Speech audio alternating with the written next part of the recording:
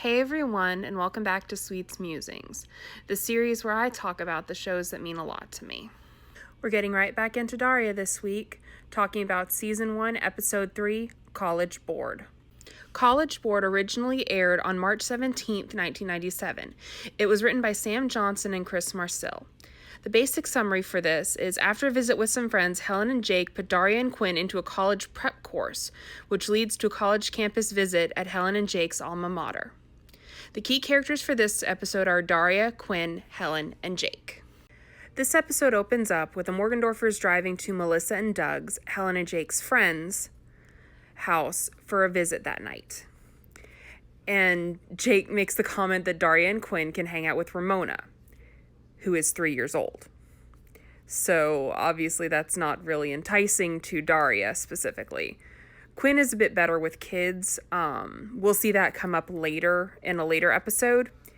At Melissa and Doug's, I almost said Helen. At Melissa and Doug's, Ramona walks up to Helen and asks her to read something to her. And the book she's carrying, Helen asks, "Oh, who is she reading now?" Looks at it. It's a My First SAT Prep Guide. And Melissa says, "We have to think about college education time. I mean, it's so hard to get into a good school now. What are you guys doing about it?" And Helen and Jake are shell-shocked. You know, they thought about it, but they hadn't really thought about it. So on the drive home, Daria's just like, "One more time, I am not going to take a college prep course." And their parents insist, and Quinn, who's excited to see Daria not get her way, is upset when they say it might not be a bad idea for her to take the course too. So Daria and Quinn are now in a college preparatory course called Push Comes to Love.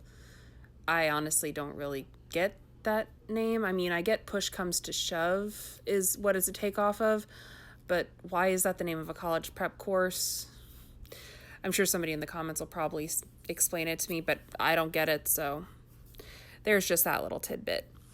And during the course, we see several of the students have fantasies of what their college wants to be, because the instructor says, you've got to think about what you want to get out of college.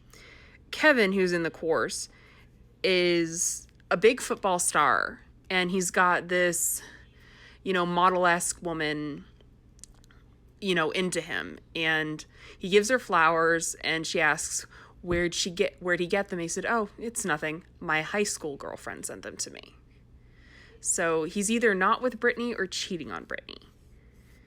And Jane's fantasy is basically her skipping out on college for art. Basically buying a studio in New York and filling it with her amazing creations. Now, honestly, I will say Jane in the show is an amazing artist. I like her style. If she was a real person, I would definitely have something of hers in my house. It's kind of that darkness. It's kind of a dark art. It's kind of like a darker sense, and I really do enjoy it. Brittany is basically on a runway. That's her graduation image. Is her on a runway, being praised for her looks and everything like that. And Kevin proposing to her from the audience and being hauled off by security. So you can kind of get from both of their fantasies, they may care about each other, but they don't really like each other. At least that's what I'm getting. Anyway, Quinn, her fantasy is she's moving into a house with 3 guys, a cowboy, a jock, and a prep, and they all start physically fighting over her. Best man wins, and that's her fantasy of college, is being fought over by guys. That's kind of the life she's living currently, but that's beside the point. And Daria's, I'll talk about Daria's in a minute because I missed talking about one of my favorite quotes. Before the class even starts, Jane asks, is this going to take long? I have someplace to be. Jody, who is sitting next to her, looks at her, and Jane says, television counts as a place. And I just love that, because haven't we all wanted to skip out on something because something we wanted to watch was on, or we wanted to stream something on Netflix, or we just didn't want to go and we wanted to be with our TV. So, Daria's fantasy. Daria's fantasy is it's the first week of her freshman year, and she's being approached by one of her professors who wants her to transfer to the graduate school in Paris to teach. And, she agrees to it, and the professor says, thank you, now I can use your dorm room to carry on affairs with some of the more beautiful undergraduates. And Daria, to herself, is just like, how come even in my fantasies everyone's a jerk? I love that line. That is, again, one of my favorite quotes from the episode. It makes me laugh every time. I really do enjoy it.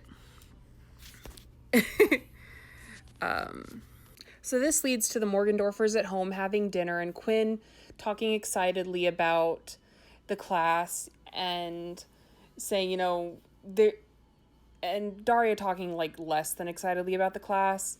And Daria says, Quinn says, well, you missed the best part. And Daria says, getting a date with the instructor is only the best part to you. Quinn says, it's not a date. We're meeting to discuss scholarship opportunities. And Daria's like, there's no such thing as a making out scholarship. And I'm just like, that's kind of creepy to me. Just the fact that he's an instructor and Quinn's a freshman. That's really creepy.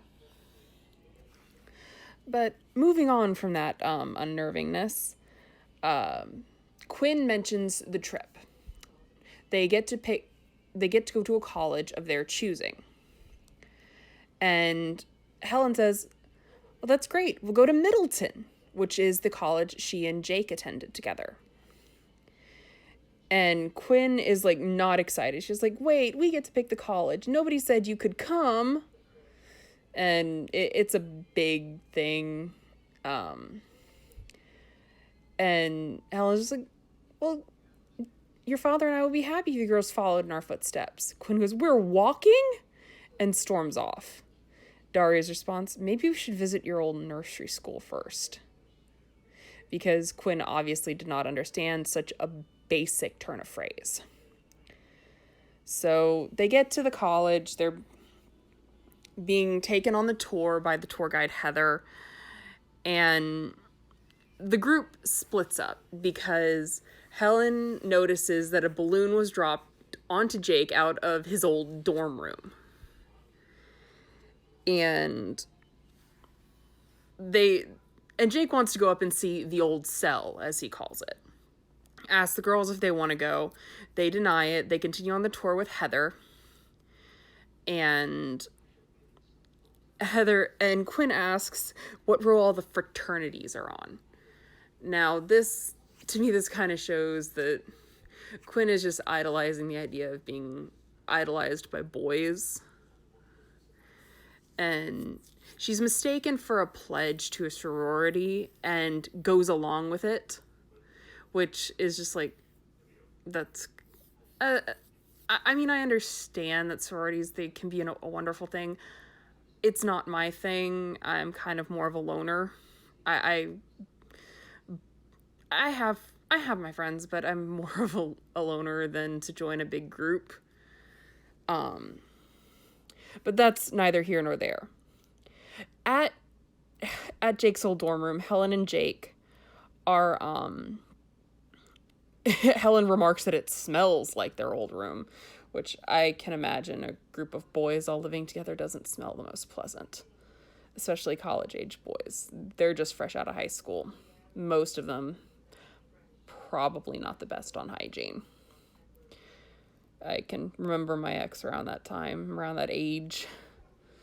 Yeah, he wasn't the best, except when he came home from work stinking like pizza. I know this because I stayed with him for a little bit, visiting him and his family, and he hated smelling like pizza from his job at Little Caesars. But I digress on that. I don't like to think about him. Helen sees a boy on a computer typing, and she this leads into one of my favorite quotes. He doesn't have a name, he's just a random guy. She says, "How refreshing to see someone doing schoolwork." He says, "Actually, I'm sending an erotic letter to a female inmate I met on the internet. I think she's female." And it just, that's one that cracks me up. It just like, that is how the internet was, and that's kind of how the internet still is. You don't know if you're going to be catfished. Those are my only 2 real quotes from this episode. Usually I get more, but those are the only 2 quotes that really stand out to me. Now, what I consider the best moment in this episode is when Daria is hanging out with Heather in Heather's dorm room with her roommates, and a delivery guy comes up, and it's her psych term paper that she'd paid someone to write. And Daria looks at it and asks, "You paid someone to write this for you?" And Heather's response was, "It was a collaboration. My part was to say how long it should be and when it was due." That actually is a quote I should have added. That is a really good quote. I think it's very funny. But Daria says, "How much did you pay for this?" $50. Daria looks at her and says, "I could fix this for you for $10. And her roommates and Heather's roommates just kind of looking to ask her what she knows about Renaissance painting in the English Civil War. And Daria says, "What I don't know I can fake. But cash only. I don't take checks from college students." Which is just, that's peak Daria and kind of a really smart business plan. So Daria basically begins writing papers for these college students because she is that smart, and it's making her money. So good on her for that. There's only one other moment that I really want to focus on in this episode, and it's one that kind of just strikes me as odd and strange and rubs me the wrong way. But in a way, it makes a little bit of sense considering maybe it was just when she was raised. Talking about Helen. Helen is kind of reminiscing in Jake's dorm room looking out the window about, in a sense, being catcalled, which is just incredibly odd to me that someone would be reminiscing positively about that. She is like in kind of a simpering voice to Jake, remember when we were here, when I would walk through the courtyard, you and all the other guys would lean out of the windows and shout obscene comments," and laughs about it. And I'm just like, that's not something you laugh about, lady. That's insulting. And she's like, "College men, animals." Pause for a beat, and she cries out, "Quinn," because Quinn is young and naive and just, in a sense, prey for animals. I know, not all college guys are like that, but Quinn would end up finding the one that is, because she finds herself at a frat party. And that's where Helen and Jake find her, is at a frat party. And all 4 of the Morgendorffers are escorted off the campus because they're unattended minors. And the campus police is just like, "No nonsense. I'm going to have to escort you all off the premises immediately." But that's beside the point of what I'm trying to make. Is just like, Helen, it is so weird that someone as strong and feminist as she is reminiscing about being essentially harassed. I guess it was the time period in which she grew up where it wasn't, maybe, or something like that. I really don't know. It just always kind of strikes me as just like, oh, that's strange. Nothing really of interest or note happens after that. They go back to school. The instructor's like, "You got thrown out of Middleton? I just don't understand you kids. In my day we had something called respect. Kevin asks if that's something they need to know or if that's like personal advice, which just, that says all you need to know about Kevin. He doesn't understand anything. And later, Daria and Jane are talking at their favorite pizza place, and they're talking like, so college kind of sucked. Does that mean these are the best years of our lives? And Daria's just like, I sure hope not. And they look over. Quinn is sitting there with the instructor. And she throws a soda in his face and says, I should have known Daria was right about that making out scholarship. To explain that, Daria comes home from school, and it turns out Quinn has gotten accepted into a college, Manatee College in Florida. And everyone is so excited until Daria reads the letter and says, did you actually read this? And right here it says, Manatee College offers has no classes, but offers beachfront accommodation for several $1,000s a year. And Quinn is like super excited about that. Helen and Jake, not so much.